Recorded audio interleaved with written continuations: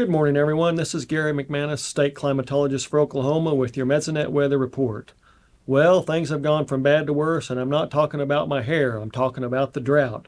Let's get right to that new drought monitor map and see where we are.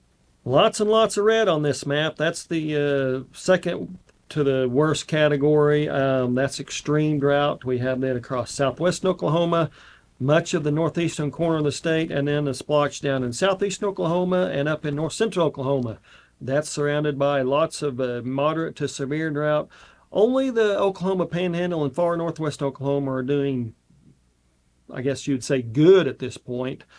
Here you can see the change in the drought monitor intensities over the last 8 weeks, basically the last 2 months. And you can see lots of 2 to 3 category intensifications across much of the state. The only improvements we see are up in northwest Oklahoma and the western Panhandle, where they have actually gotten some rainfall. So those deficits do have an impact on our soil moisture. Here we can see from the USDA the topsoil moisture percent short to very short, up to 81% now. Very easy to see across the state. If you're out plowing, disking, lots of dust being kicked up. That's really a bad situation right now. So we did get our first freeze across the state. Some folks had a hard freeze, so we are going to switch over into the dormant season as we go forward.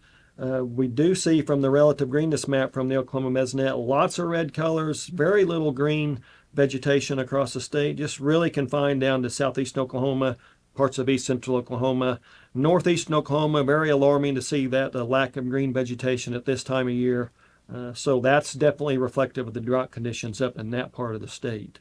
Now let's take a look at the outlooks for November through January 2024-2025 from the Climate Prediction Center.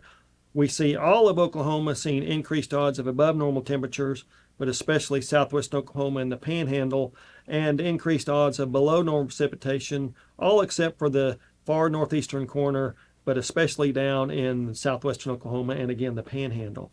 Well, it's the same story we've had over the last few months. We have drought, we need rainfall, and we need it desperately. That's it for this time. We'll see you next time on the Mesonet Weather Report.